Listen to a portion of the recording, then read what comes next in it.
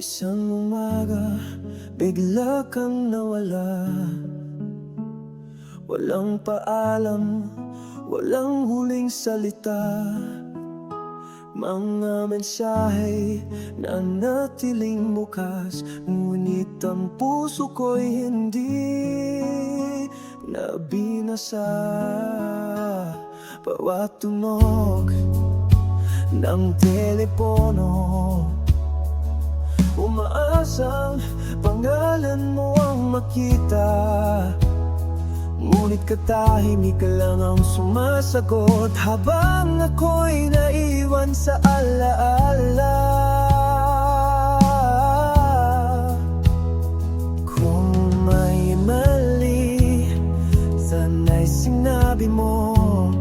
Mas madaling masaktan kaysa walang dahilan.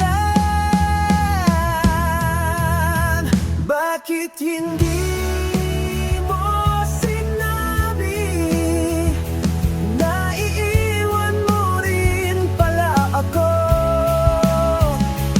Mas pipiliin ko pang marinig ang katotohanan, kaysa mabuhay sa tanong na walang sagot.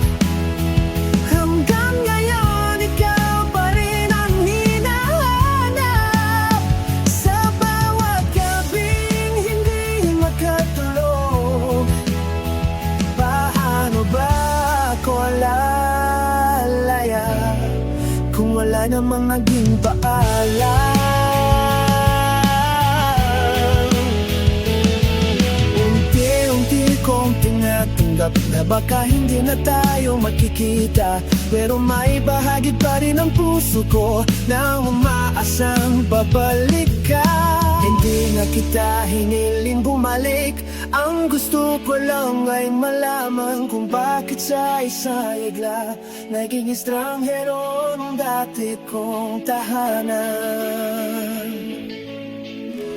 Bakit hindi mo sinabi na hanggang dito na lang pala tayo? Isang salita lang sana ang kailangan para matanggap kong tapos na tayo.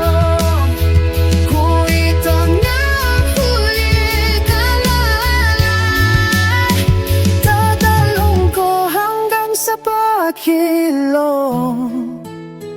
Pero sana sa susunod mong paglisan, huwag mong hayaang katahimikan na maging paalam.